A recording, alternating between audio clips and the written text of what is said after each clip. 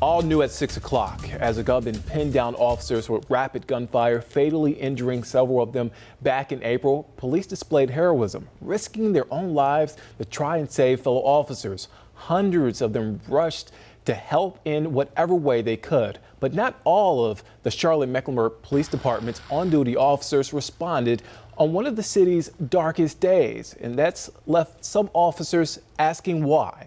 And in the aftermath of the deadly East Charlotte shootout that claimed the lives of Deputy U.S. Marshal Thomas Weeks, task force officers Alden, Elliot, and Sam Poloche, and CMPD officer Joshua Eyer, we've heard concerns from within the department about the actions of a few.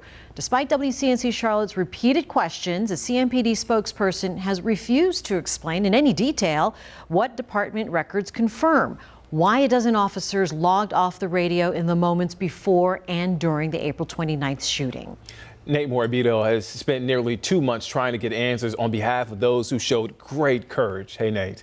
Yeah, hey there. This terrible shooting has touched us just like it has touched you and touched this entire community. And because of that, we continue to treat our reporting with sensitivity. With that said, we want to warn you to help explain the day's events. You're about to hear limited scanner traffic, which some could find triggering. I've listened to the radio calls. They're extremely difficult to hear.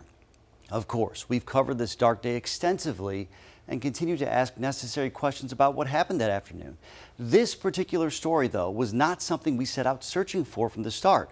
In fact, it was a surprise to me when a source shared concerns that some officers went off the radio. When a call like this, I got 2 officers down, comes over the radio, I need help a lot of people. The response is a given. I don't know that there was any expectations.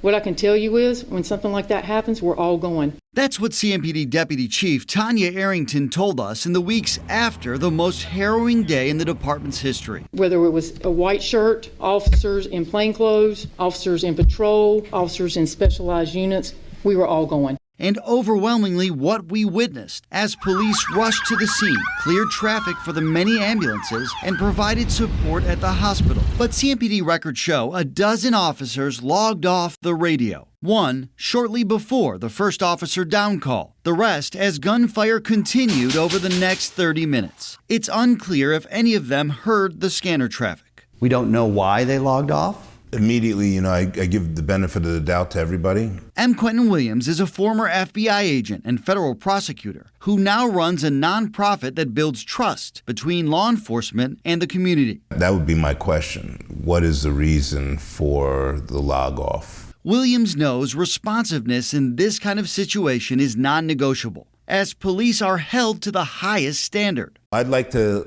hear the justification, and I hope that that becomes clear very quickly, because it's unacceptable unless there is good justification. CMPD officers whose identities we've agreed to protect have shared text messages with WCNC Charlotte expressing concerns about this very issue, understanding there may be excusable reasons like a family emergency or childcare needs, but desperate for some kind of explanation. An officer is willing to put their own life in jeopardy for others, the community, and their colleagues.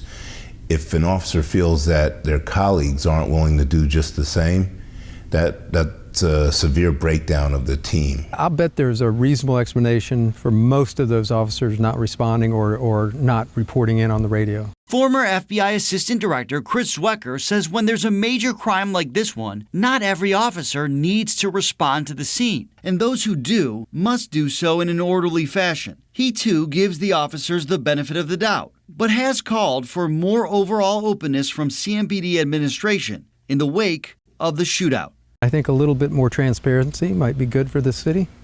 I think people would like to know what happened and to make sure it doesn't happen again. After officers shared concerns with WCNC Charlotte, we made repeated attempts to get an explanation from CMPD about the log-offs, offering the agency over the course of almost 2 months the opportunity to discuss the situation on or off camera. In an email last week, a department spokesperson called our reporting irresponsible and a slam job, telling us you don't know what led to these actions, and to speculate would be a travesty. Again, we want to be clear. These questions are a direct response from conversations I've had with officers currently within the department. We don't know what led to some officers logging off. That's why we've asked multiple times since May for more context, because officers have asked us to.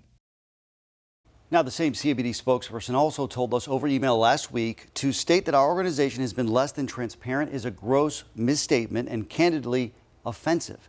In an effort to be fair, we attended yesterday's CMPD news conference and asked to talk with that spokesperson off camera. We asked her directly how many of these officers had justifiable reasons for logging off that day.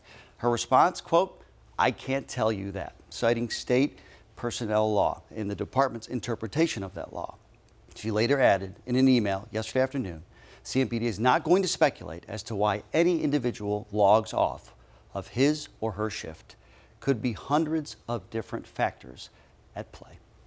Nate Morabito getting answers. All right, thank you for that reporting.